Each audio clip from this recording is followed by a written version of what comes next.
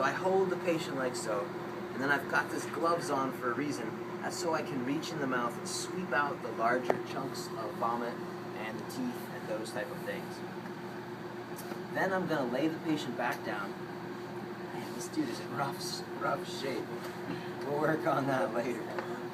Yeah, and I need to look, and sometimes there's liquid still in there. Alright, maybe I got the chunks, but there's liquid still in there.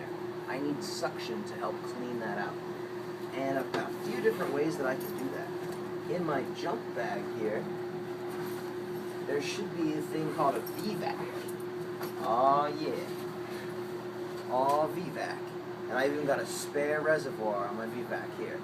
And this thing is pretty cool. It's about as simple as you can get. It's from the Fisher-Price people, clearly. But all it is like a grip strength toy here. Ooh. Beautiful burn. And you can see that when you squeeze the grip strength toy, it just makes this bellows bigger, which sucks up in the straw some air. You can feel, listen to that. You can see it sucking. And then there's just a little sort of tricuspid valve, like a heart valve there, that prevents all that vomit and glue from leaking back into the patient's body. Very simple. And in fact, when you fill up one of these reservoirs, they only hold 200 ml. Then you flip this little gauge down and snap out reservoir number 1.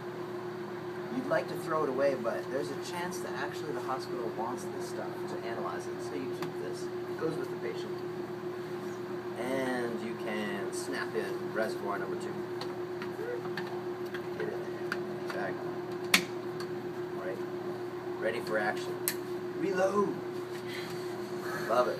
How do I use the VVAC? Well, let's look at our sheet for guidance. Turns on or prepares the suction device. Yeah, make sure you take the cap off. It won't suck anything like that. Alright, this device is prepared.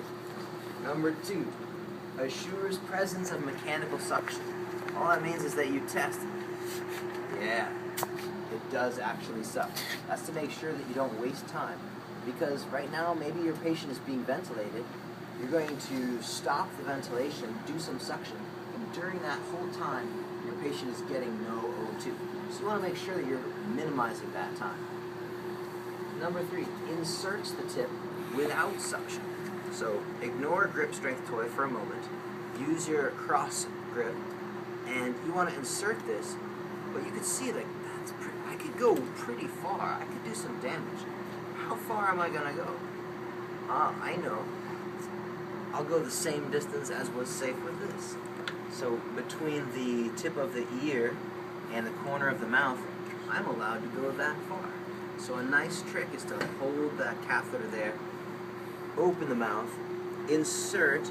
The reason it says without suction is because if you start sucking, you could actually grab the tip of the tongue with a little sucker and then push extra tongue down into the throat.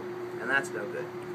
Once I've got this in, applies suction. Alright. Suction, suction, suction, suction, suction, suction. Shouldn't take but 10 seconds or so.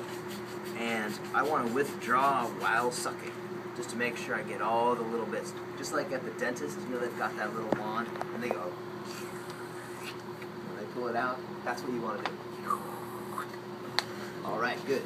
And then we're right back with whatever we were doing before the suction. So that's how this goes. It just so happens that this is like everyone's least favorite suction device, because there's motorized ones that are way cooler. And I've got a few in the back, right here. Can I see that for a second? Thanks. Yep. Does the angle for that one matter so much when you insert it? No, and I think the idea mostly is you can actually, as far as we're allowed to